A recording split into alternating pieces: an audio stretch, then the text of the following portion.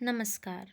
मैं ऋतु चौधरी कक्षा 12वीं अ की छात्रा आपके समक्ष अभिव्यक्ति और माध्यम पुस्तक के 11वें पाठ कैसे करें कहानी का नाट्य रूपांतरण लेकर प्रस्तुत हूँ, जिसमें आज हम इसके बहुविकल्पीय और वर्णनात्मक प्रश्नोत्तर देखेंगे। तो चलिए शुरू करते हैं बहुविकल्पीय प्रश्नोत्तरों से। पहला प्रश्न, कहानी और नाटक कैसी विधाएं हैं? क समान, ख मिलती जुलती, ग अलग अलग या घ विपरीत। इसका सही उत्तर है ग अलग अलग। कहानी और नाटक अलग अलग विधाएं हैं। दूसरा प्रश्न, निम्न में से साहित्यिक विधाओं का स्वरूप किसके या किनके अनुसार बदलता रहता है? क समय, ख आवश्यकता, ग क और ख अर्थात समय और आवश्यकता, घ इनमें से कोई नहीं। सही उत्तर है ग समय और आवश्यकता। तीसरा प्रश्न, नाटक का संबंध किससे नहीं जुड़ता है? क पात्र, ख दर्शक, ग श्रोता या घ पाठक। इसका सही उत्तर है घ पाठक। चौथा प्रश्न, दृश्य का स्मृतियों से गहरा संबंध होने का क्या परिणाम होता है? क फिल्म को जल्दी भूल जाते हैं, ख नाटक को देर तक याद नहीं रख पाते हैं, ग नाटक एवं फिल्म को देर तक याद रखते हैं, अथवा घ उपरोक्त सभी। इसका सही उत्तर है ग नाटक एवं फिल्म को देर तक याद रखते हैं। पांचवा प्रश्न, नाटक में किस तत्व की प्रधानता नहीं होती? क लेखन की, ख मंच सज्जा की, ग प्रकाश व्यवस्था की, घ संगीत की। सही उत्तर है क लेखन की। छठवां प्रश्न, किस आधार पर नाटक और कहानी की आत्मा के मूल तत्व एक ही हैं? क दोनों में पात्र व परिवेश होता है, ख दोनों में एक कहानी एवं उसका क्रमिक विकास होता है, ग दोनों में संवाद और द्वंद्व होता है, घ उपरोक्त सभी। इसका सही उत्तर है घ उपरोक्त सभी।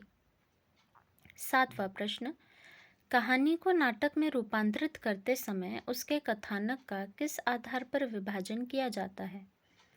क संवादों के आधार पर, ख पात्रों के आधार पर, ग समय और स्थान के आधार पर या घ भाषा शैली के आधार पर। इसका सही उत्तर है ग समय और स्थान के आधार पर। आठवां प्रश्न, स्थान और समय के आधार पर कहानी किन रूपों में लिखी जाती है? क संवादों के रूप में, ख देशकाल के रूप में, ग भाषा शैली के रूप में, घ दृश्यों के रूप में। इसका सही उत्तर है घ दृश्यों के रूप में। नौवां प्रश्न, कहानी को नाटक में रूपांतरित करने के लिए क्या अनिवार्य है? क कहानी की कथा वस्तु को दृश्यों में विभाजित करना, ख कहानी की रचना करना, ग कहानी पढ़कर सुनाना या घ कहानी को रुचिकर बनाना। इसका सही उत्तर है क कहानी की कथा वस्तु को दृश्यों में विभाजित करना। 10वां प्रश्न, नाटक के अंगों को किसके अनुसार बांटने की जरूरत होती है? क पात्र, ख भाषा, ग कथ्य या घ समय। इसका उत्तर है घ समय।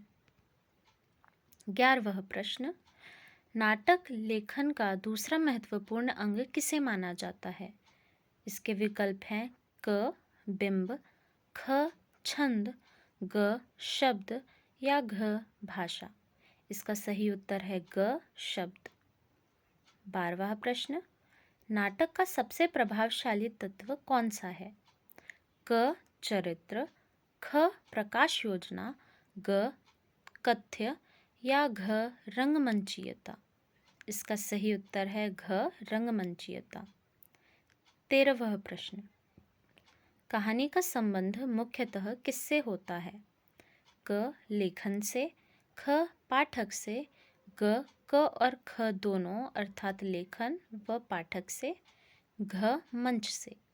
इसका सही उत्तर है ग क और ख दोनों। 14वां प्रश्न, कहानी का केंद्रीय बिंदु किसे कहा जाता है? क. द्वंद्व, ख. संवाद को, ग. कथानक को, या घ. देशकाल एवं वातावरण को। इसका सही उत्तर है ग. कथानक को। 15वां प्रश्न, विवरणात्मक दृश्य में कौन सी चीज़ें दोहराई नहीं जाना चाहिए?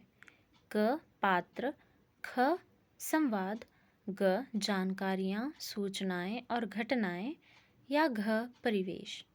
इसका सही उत्तर है ग. जानकारियाँ, सूचनाएं और घटनाएं। 16वां प्रश्न, विवरणात्मक टिप्पणी यदि परिवेश के बारे में है तो उसे किसके अंतर्गत रखा जाएगा और किसके माध्यम से व्यक्त किया जाएगा? इसके विकल्प हैं क. पात्र और संवाद, ख.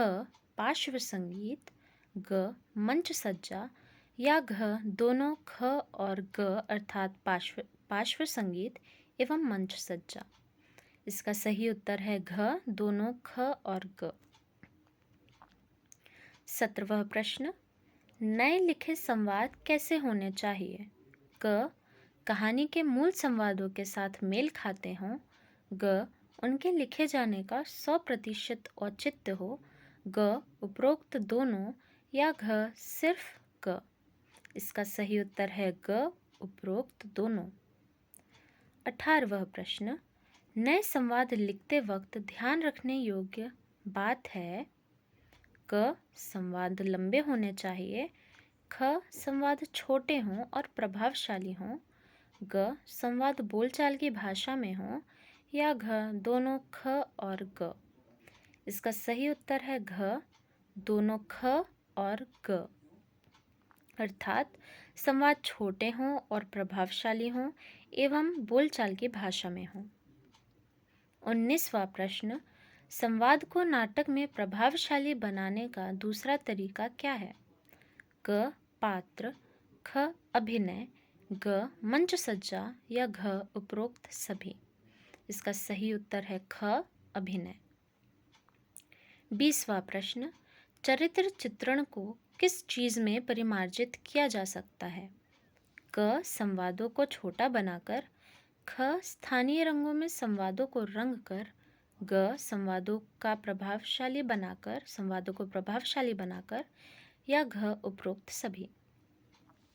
इसका सही उत्तर है ख. स्थानीय रंग में संवादों को रंग कर। 21वां प्रश्न, लेखक को ध्वनि और प्रकाश से संबंधित चीज़ों की जानकारी होना क्यों ज़रूरी है? क. इनसे संबंधित चीज़ों में साथ हाथ बटाने के लिए, ख. आत्मविश्वास पैदा करने के लिए, ग. रूपांतरण का काम संतोषजनक करने के लिए, या घ. ख और ग। इसका सही उत्तर है घ. ख और ग। प्रश्न 22, इस पाठ में प्रेमचंद की कौन सी कहानी का उदाहरण दिया गया है? क. प्रतिज्ञा, ख. ईदगाह, ग. गोदान, या घ. निर्मला। इसका सही उत्तर है ख. ईदगाह। 23वां प्रश्न, रूपांतरण में स्वगत कथन का प्रयोग किस तरह से किया जाता था? क. मन में आने वाली बात को श्रोताओं से, ख. अपनी जगह को पूछ कर कुछ कदम आगे आकर अपनी बात को जोर से कहकर, ग. मंच के कोने में जाकर अपने आप से संवाद बोलकर, या घ. वॉइस ओवर की मदद लेकर। इसका सही उत्तर है ग. मंच के कोने में जाकर अपने आप से संवाद बोलकर। 24वां प्रश्न, वर्तमान रंगमंच की संभावनाएं पता करने के लिए हमें क्या करना चाहिए? क. नाटक से संबंधित चीज़ों में अपना योगदान देना चाहिए, ख. पहले अतीत रंगमंच की जानकारी लेनी चाहिए, ग. अच्छे नाटक और प्रस्तुतियाँ देखनी चाहिए, या घ. अधिकतम लोगों को जैसे नाटक पसंद है वैसे नाटकों से प्रेरित होकर लिखना चाहिए। इसका सही उत्तर है ग. अच्छे नाटक और प्रस्तुतियाँ देनी चाहिए। 25वां प्रश्न, वॉइस ओवर क्या है? क. किसी दूसरे की आवाज़ में बातचीत करना, ख. ऐसी ध्वनि जो दर्शकों को सुनाई देती है पर पात्र नहीं बोलता, ग. ऐसी ध्वनि जो पात्र के बोलने से पहले दर्शकों को सुनाई देती है, या घ, इनमें से कोई नहीं। इसका सही उत्तर है ख, ऐसी ध्वनि जो दर्शकों को सुनाई देती है पर पात्र नहीं बोलता। तो अब हम बढ़ते हैं वर्णनात्मक प्रश्न उत्तर की तरफ। तो इसमें पहला प्रश्न है, कहानी और नाटक में कौन कौन सी विविधताएं, अंतर और समानताएं हैं। तो चलिए इसका उत्तर देखते हैं। सबसे पहले अंतर।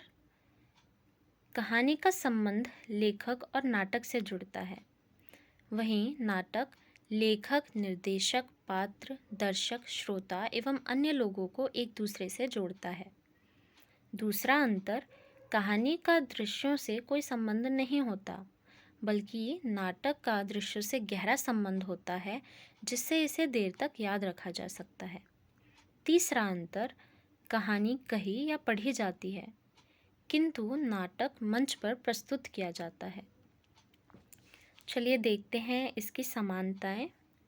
कहानी और नाटक दोनों में एक कहानी होती है, पात्र होते हैं, परिवेश होता है, कहानी का क्रमिक विकास होता है, संवाद होते हैं, द्वंद्व होता है, किंतु यह नाटक में अधिक आवश्यक है, एवं चरम उत्कर्ष होता है। अगला प्रश्न, कहानी को नाटक में परिवर्तित करते समय किन बातों का ध्यान रखना आवश्यक है। उत्तर। क, कहानी की विस्तृत कथा वस्तु को समय और स्थान के आधार पर विभाजित करना। ख, कथा वस्तु को सामने रखकर एक एक घटना को चुन चुनकर निकालना और उनके आधार पर दृश्य बनाना। ग, कहानी का विभाजन कर दृश्यों को लिखना। घ, कहानी में पर्याप्त संवाद न होने पर मूल संवादों से मेल खाते हुए नए संवाद लिखना, जो छोटे, प्रभावशाली और बोलचाल की भाषा में हों। ड़, पात्रों का चरित्र चित्रण दृश्यात्मकता, भाव भंगिमा, तौर तरीके, ध्वनि एवं प्रकाश के माध्यम से करना। और च, कहानी में पात्रों के मानसिक द्वंद्व के दृश्यों को नाटक में स्वगत कथन के माध्यम से दर्शाना। अगला प्रश्न, कहानी का नाट्य रूपांतरण करते समय संवाद रूपांतर में क्या सावधानी रखनी चाहिए। क, कहानी में पर्याप्त संवाद न होने पर नए संवाद लिखे जाएं, जो कहानी के मूल संवाद से मेल खाते हों। ख, उन संवादों का 100% औचित्य हो। ग, संवाद छोटे, प्रभावशाली और बोलचाल की भाषा में हों, ताकि मंच पर बोले जा सकें। घ, संवादों को स्थानीय रंग में रंग कर चरित्र चित्रण को भी परिमार्जित किया जा सकता है। एवं ड़, कहानी के लंबे संवादों को छोटा करके अधिक नाटकीय बनाया जा सकता है। अगला प्रश्न, कहानी के नाट्य रूपांतरण के समय पात्रों का चरित्र चित्रण किन किन विधियों से किया जा सकता है। उत्तर। क, कहानी के पात्रों की दृश्यात्मकता अर्थात दृश्य या पात्र की वेशभूषा के जरिए। ख, पात्र के अभिनय अर्थात उसकी भाव भंगिमा और तौर तरीकों के जरिए। ग, संवादों को स्थानीय रंग में रंग कर। घ, चरित्र चित्रण करने तथा संवेदनात्मक प्रभाव उत्पन्न करने के लिए ध्वनि और प्रकाश के जरिए। पांचवा प्रश्न, विवरण के रूप में व्यक्त प्रसंगों या मानसिक द्वंद्व को नाटक में किस प्रकार से दिखाया जा सकता है। इसे 2 प्रकार में दिखाया जा सकता है। पहला, स्वगत कथन। इसमें लेखक मंच के कोने में जाकर अपने आप से खुद संवाद बोलता है। दूसरा तरीका, वॉइस ओवर। ऐसी ध्वनि जो दर्शकों को सुनाई देती है पर पात्र नहीं बोलता। तो इसी के साथ हमारे प्रश्नोत्तर समाप्त होते हैं। आप यहाँ पर 2 तस्वीर देख सकते हैं। पहली तस्वीर में ईदगाह के नाट्य रूपांतरण का एक दृश्य है एवं दूसरी तस्वीर में रामायण कथा का नाट्य रूपांतरण है। इसी के साथ धन्यवाद।